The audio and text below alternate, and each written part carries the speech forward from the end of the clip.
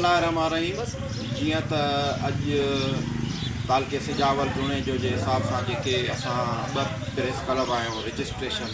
जंहिंमें national press club सजावल जुणे जो ऐं मीडिया हाउस अर्ज़ी बुट, इन दोस्तनि जेके बि मेंबर हुआसीं ॿिन्ही प्रेस क्लबनि जा, अॼु टिलण खान कोरकाणी में भाऊ अली मर्दान जेको असांजो सुठो सहाफ़ी आहे, जेको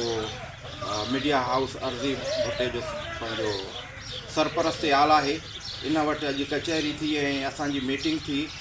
हे जेके तालके ते असांजा ॿई प्रेस क्लब आहिनि, इंशाअल्लाह अवाम जी भलाई ऐं ख़िदमत जे लाइ आवाज़ उथारींदा ऐं जेके बि तालके अंदरि मसइला मसाइल आहिनि, इंशाअल्लाह उन्हनि खे असां वायरल करण ताईं पंहिंजी फुल माना कोशिशि कंदासीं, वसूं न घटाईंदासीं ऐं सॼे तालके वासियुनि खे असां इहा अपील कंदासीं त कोई बि मसइलो मसाइल हुजे, कोई बि बाअसर माण्हू अगरि तव्हांखे तंग करे थो या बिला जवाज़ केर बि तव्हांखे पुलिस तंग करे थी या खणी असां रेवेन्यू जी ॻाल्हि कयूं, कहिड़ो बि मसइलो हुजे, तव्हांखे का बि तकलीफ़ पहुचे थी त असां हिन सभिनी दोस्तनि सां राब्तो कयो। इंशाअल्लाह तव्हांजे आवाज़ खे आला ऐवाननि ताईं पहुचाइण में असां का बि कसर न छॾींदासीं। असां ही ॿई प्रेस क्लब अॼु गॾु थी चुका आहियूं। असां जेको मीडिया हाउस जो आवाज़ हूंदो, ईअं सम्झो नेशनल प्रेस क्लब सिजावल जुणे जो उहो ई आवाज़ हूंदो, ऐं जेको नेशनल प्रेस क्लब जो आवाज़ हूंदो, ईअं सम्झो त मीडिया हाउस अर्ज़ी भुटे जो उहो ई आवाज़ हूंदो। असांजी इहा कोशिशि आहे त तालके सजावल जुणे जो में जेके बि प्रेस क्लब आहिनि, जेके बि सहाफ़ी आहिनि, सभिनी दोस्तनि खे गॾु करे ऐं हिन तालके जे भलाई जे लाइ, हिन अवाम जे जेके भलाई जे लाइ ऐं जेके बि असांजा बुनियादी मसइला आहिनि उन्हनि खे उजागर कयूं ऐं रलिजी असां हिकिड़ो फ़ैसिलो कयो आहे त सभिनि खे गॾु खणी पाण में सभु भाइर थी, छो न इन असां तालके जी अवाम जी मालिकी कयूं ऐं उनजे आवाज़ खे अॻिते पहुचायूं। महिरबानी।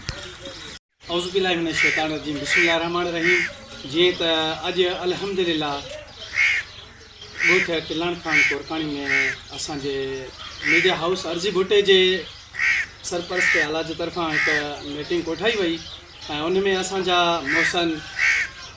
तमामु प्यारो दोस्त सैयद रोशन अली शाह, जेको नेशनल प्रेस क्लब तालका सिजावल जुणे जो सदर बि आहे, असां मुतफ़िक़र आहे हिकु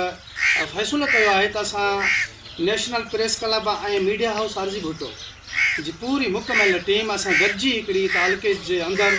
समाजी बुराइयुनि ख़िलाफ़ ऐं जेके बि तालके जे अंदरि नाइंसाफ़ियूं थियनि थियूं, चाहे वॾेरा शाही हुजे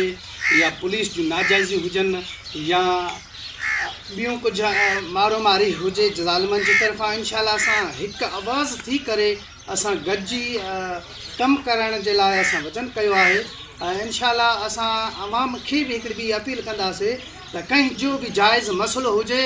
बिना देर साईं रोशन शाह सां या असां सां या हिन टीम मां कंहिं सां बि राब्तो करे इंशाअल्लाह ताला असां फ्री लीगल उन्हनि खे वकील ॾींदासीं, जेको जाइज़ी मसइलो हूंदो उन्हनि जो फ्री में कोर्टनि में केस विढ़ंदो। आज़ाद सहाफ़त।